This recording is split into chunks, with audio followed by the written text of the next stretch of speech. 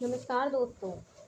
आज मैं आपको सुनाने जा रही हूँ मुंशी प्रेमचंद जी की कहानी, जिसका शीर्षक है स्त्री और पुरुष। विपिन बाबू के लिए स्त्री ही संसार की सबसे सुंदर वस्तु थी। वह कवि थे और उनकी कविता के लिए स्त्रियों के रूप और यौवन की प्रशंसा ही सबसे चित्ताकर्षक विषय था। उनकी दृष्टि में स्त्री जगत में व्याप्त कोमलता, माधुर्य और अलंकार की सजीव प्रतिमा थी।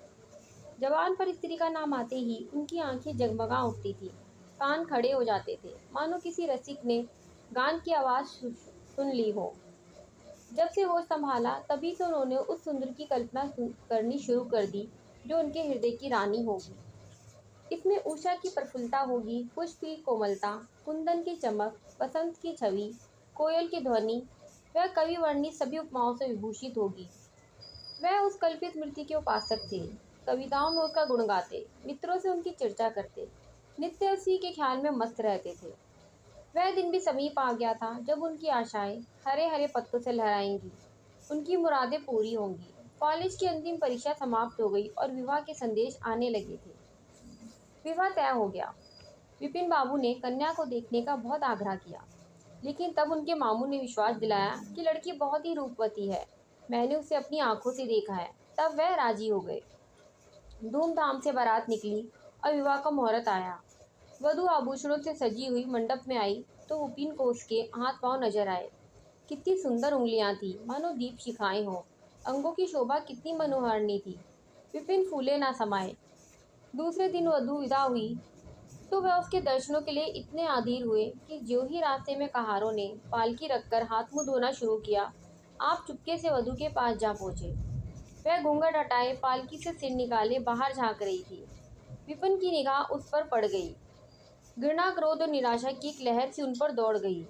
यह वह परम सुंदरी रमणी ना थी जिसकी उन्होंने कल्पना की थी, जिसकी वह बरसों से कल्पना कर रहे थे।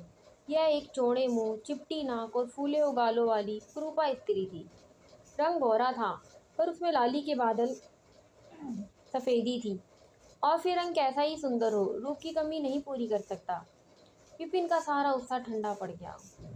हाँ, ये मेरे ही गले पड़ना था। क्या इसके लिए समस्त संसार में और कोई न मिलता था? उन्हें अपने मामू पर बड़ा क्रोध आया, जिसने वधू की तारीफों के पुल बांध दिए थे। अगर वह इस वक्त मिल जाते तो विपिन उनकी ऐसी खबर लेता कि वह भी याद करते। जब कहारों ने फिर पालकियां उठाई तो विपिन बाबू मन में सोचने लगा, इस स्त्री के साथ कैसे बोलूंगा, कैसे इसके साथ जीवन काटूंगा। इसकी ओर तो मुझे ताकने से भी घृणा होती है। ऐसी कृपा स्त्रियां भी संसार में हैं, इसका मुझे अब तक पता ना था। क्या मुंह ईश्वर ने बनाया है? क्या आंखें हैं? मैं और सारे ऐबों की ओर से आंख बंद कर लेता, लेकिन ये चौड़ा सा मुंह। भगवान, क्या तुम्हें मुझी पर वज्रपात करना था? विपिन को अपना जीवन नर्क सा जान पड़ता। वह अपने मामू से लड़ा, ससुर को एक लंबा फर्रा लिखकर फटकारा, माँ बाप से हुज्जत की, और जब इसमें शांति ना हुई तो वह कहीं भाग जाने की बात सोचने लगा। आशा पर उसे दया अवश्य आती थी। वह अपने को समझाता कि इसमें उस बिचारी का क्या दोष है। उसने जबरदस्ती तो मुझसे विवाह किया नहीं, लेकिन यह दया और यह विचार उस घृणा को ना जीत सकता था जो आशा को देखते ही उसके रोम रोम में व्याप्त हो जाती थी। आशा अपने अच्छे से अच्छे कपड़े पहनती, तरह तरह से बाल संवारती, घंटों आईने के सामने खड़ी होकर अपना श्रृंगार करती, लेकिन विपिन को यह शुतुर्ग मजे से मालूम होते। वह दिल से चाहती थी कि इन्हें प्रसन्न करूं, इनकी सेवा करने के लिए अवसर खोजा करती, लेकिन विपिन उससे भागा भागा फिरता था। अगर कभी भेंट हो भी जाती तो ऐसी जली कटी बातें कहने लगता कि आशा रोती वहां से चली जाती। सबसे बुरी बात यह थी कि उसका चरित्र भ्रष्ट होने लगा। वह यह भूल जाने की चेष्टा करने लगा कि मेरा विवाह हो गया है। कई कई दिनों तक आशा को उसके दर्शन ना होते। वह उसके कह कहो की आवाजें बाहर से आती हुई सुनती, झरोके से देखती कि वह दोस्तों के गले में हाथ डाले सैर करने जा रहा है, और तड़प कर रह जाती। एक दिन खाना खाते समय उसने कहा, अब तो आपके दर्शन ही नहीं होते, क्या मेरे कारण घर छोड़ दीजिएगा? विपिन ने मुंह फेर कर कहा, घर पर ही तो रहता हूँ, आजकल जरा नौकरी की तलाश है, इसलिए दौड़ धूप ज्यादा करता हूँ। आशा, किसी डॉक्टर से मेरी सूरत क्यों नहीं बनवा देते? सुनती हूँ आजकल सूरत बनाने वाले डॉक्टर पैदा हुए हैं। विपिन, क्यों नाक में चढ़ाती हो? यहाँ तुम्हें किसने बुलाया था? आशा, आखिर इस मर्ज की दवा कौन करेगा? विपिन, इस मर्ज की दवा नहीं है। जो काम ईश्वर से ना करते बना उसे आदमी क्या बना सकता है? यह तो तुम ही सोचो कि ईश्वर की भूल के लिए मुझे दंड दे रहे हो। संसार में कौन ऐसा आदमी है जिसे अच्छी सूरत बुरी लगती हो? लेकिन तुमने किसी मर्द को केवल रूपहीन होने के कारण कुंवारा रहते देखा है? रूपहीन लड़कियां भी माँ बाप के घर पर नहीं बैठी रहती। किसी न किसी तरह उनका निर्वाह हो ही जाता है। उनका पति उन पर प्राण न देता हो, लेकिन दूध की मक्खी नहीं समझता। विपिन ने झुंझला कर कहा, क्यों नाहक सिर खाती हो? मैं तुमसे बहस तो नहीं कर रहा हूँ। दिल पर जब्र नहीं किया जा सकता और ना दलीलों का उस पर कोई असर पड़ सकता। मैं तुम्हें कुछ कहता नहीं हूँ, फिर तुम मुझे क्यों इज्जत करती हो? आशा यह झिड़की सुनकर चली गई। उसे मालूम हो गया कि इन्होंने मेरी ओर से सदा के लिए हृदय कठोर कर लिया है। विपिन तो रोज सैर सपाटे करते, कभी कभी रात रात गायब रहते। इधर आशा चिंता और निराशा से घुलते घुलते बीमार पड़ गई। लेकिन विपिन भूलकर भी उसे देखने न आता, सेवा करना तो दूर रहता। इतना भी नहीं, वह दिल में मानता था कि यह मर जाती तो गला छूटता। अब की खूब देखभाल के अपनी पसंद का विवाह करता। अब वह और भी खेल खेला। पहले आशा से कुछ दबता था, कम से कम उसे धड़का लगा रहता था कि मेरी कोई चाल ढाल पर निगाह रखने वाला भी है। अब वह धड़का छूट गया। कुवासनाओं में ऐसा लिप्त हो गया कि मर्दाने कमरे में ही जमघटे होने लगे। लेकिन विषय भोग में धन का भी सर्वनाश नहीं होता, इससे कहीं और अधिक बुद्धि और बल का सर्वनाश होता है। विपिन का चेहरा पीला पड़ने लगा, देह भी क्षीण होने लगी, पसलियों की हड्डियां निकल आई, आंखों के इर्द गिर्द गड्ढे पड़ गए। अब वह पहले से कहीं ज्यादा शौक करता, नित्य तेल लगाता, बाल बनवाता, कपड़े बदलता, किंतु मुख पर कांति ना थी। रंग रोगन से और क्या हो सकता है? एक दिन आशा बरामदे में चारपाई पे लेटी हुई थी। इधर हफ्तों से उसने विपिन को ना देखा था। उन्हें देखने की इच्छा हुई। उसे भय था कि वे ना आएंगे, फिर भी मन को ना रोक सकी, विपिन को बुला भेजा। विपिन को भी उस पर कुछ दया आ गई, आकर सामने खड़ा हो गया। आशा ने उनके मुख की ओर देखा तो चौंक पड़ी। वे इतने दुर्बल हो गए थे कि पहचानना मुश्किल था। बोली, तुम भी बीमार हो क्या? तुम तो मुझसे भी ज्यादा घुल गए हो। विपिन, जिंदगी में रखा ही क्या है जिसके लिए जीने की फिक्र करो? आशा, जीने की फिक्र न करने से कोई इतना दुबला नहीं हो जाता। तुम अपनी कोई दवाई क्यों नहीं करते? यह कहकर उसने विपिन का दाहिना हाथ पकड़कर अपनी चारपाई पे बिठा लिया। विपिन ने भी हाथ छुड़ाने की चेष्टा ना की। उसके स्वभाव में इस समय एक विचित्र विनम्रता थी जो आशा ने कभी न देखी थी। बातों से भी निराशा टपकती थी, अक्कड़पन या क्रोध की गंध भी ना थी। आशा को ऐसा मालूम हुआ कि उसकी आंखों में आंसू भरे हुए हैं। विपिन चारपाई पर बैठते हुए बोले, मेरी दवा अब मौत करेगी। मैं तुम्हें जलाने के लिए नहीं कहता, ईश्वर जानता है मैं तुम्हें चोट नहीं पहुंचाना चाहता। मैं अब ज़्यादा दिनों तक ना जीऊँगा। मुझे किसी भयंकर रोग के लक्षण दिखाई दे रहे हैं।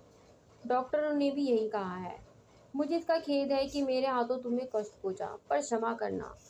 कभी कभी बैठे बैठे मेरा दिल डूब जाता है, मूर्छा सी आ जाती है।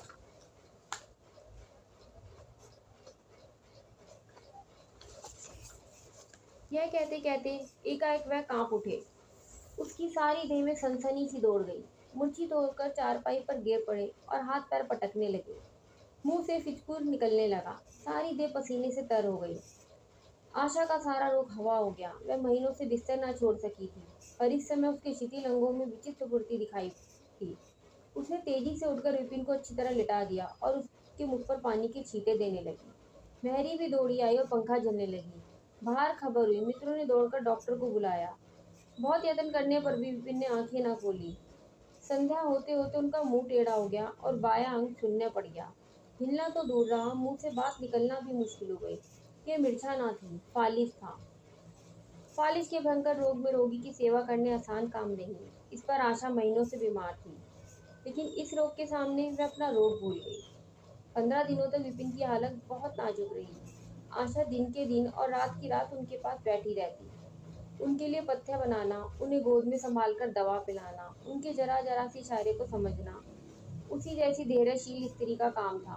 वह अपना सिर दर्द से फटा करता, ज्वर से देह तपा करती, पर इसकी उसे जरा भी परवाह न थी। 15 दिनों के बाद विपिन की हालत कुछ संभली। उनका दाहिना पैर तो कुंज पड़ गया था, पर तोतली भाषा में कुछ बोलने लगे थे। सबसे बुरी गति उनके सुंदर मुख की हुई।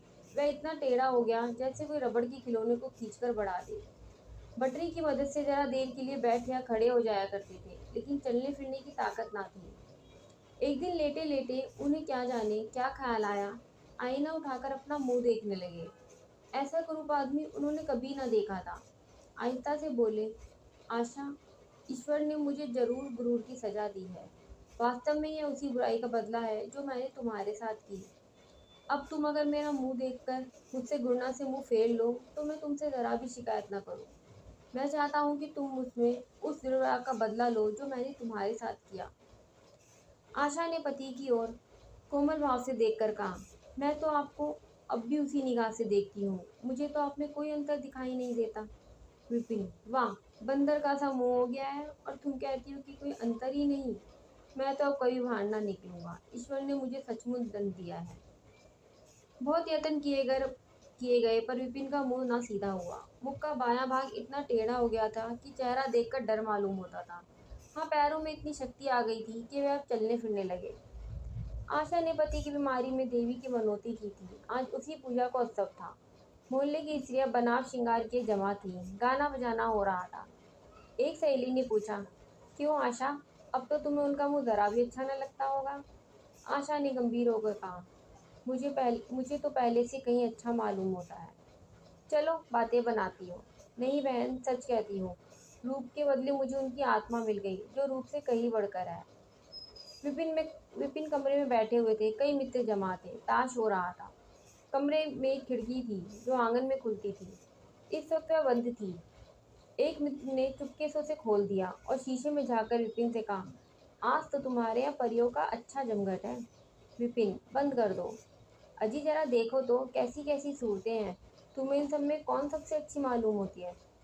विपिन ने उड़ती हुई नजरों से देखकर कहा, मुझे तो वही स्त्री सबसे अच्छी मालूम होती है जो थाल में फूल रख रही है।